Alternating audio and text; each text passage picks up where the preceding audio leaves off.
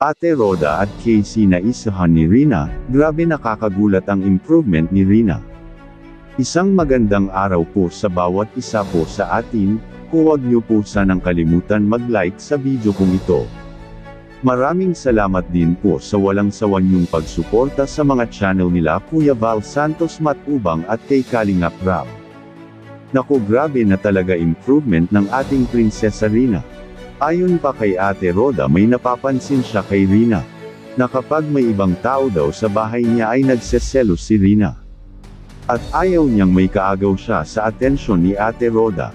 Dahil parang nagseselos daw si Rina kay Casey, yan mga kaibigan talagang malaki na improvement ni Rina. Dahil ayaw niya na may ibang kaagaw siya sa atensyon sa ni Ate Roda. Thanks God at unti-unti nang nagliliwanag ang buhay ni Rina. Sana tuloy-tuloy na ito, marunong na siyang magselos. Ibig sabihin nakakaramdam na siya na may mga taong nagmamahal sa kanya. Lalo na itong si Roda na talagang daming hirap na pinagdaanan sa pag-aalaga kay Rina. Lalo na yung kinuha ni Lolo Nestor bigla si Rina ay talagang sobra ang iyak ni Ate Roda para kay Rina. Dahil nasasaktan si Ate Roda sa mga pinagsasabi ni Lolo Nestor sa kanya. Na wala namang ibang hangad ang Kalingap kundi ang gumaling at umayos ang buhay ni Rina.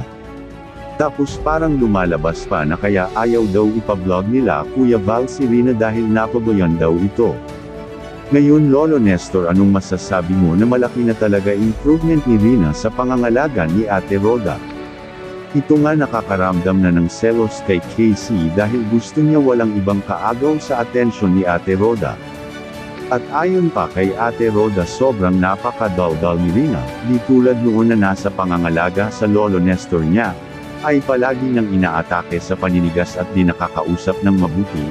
Ngayon Lolo Nestor, ngayon mo po sabihin na napabayan si Rina? Kayo guys, anong masasabi niyo? Ito may maikli po akong video, panuurin po muna natin. Muli maraming salamat po sa patuloy niyo na pagsuporta sa munti kong channel. Good day and God bless everyone. Bakit kaya umiyak si Rina? Hindi po siya nag-iiyak, nag-iiyak-iyakan lang po siya.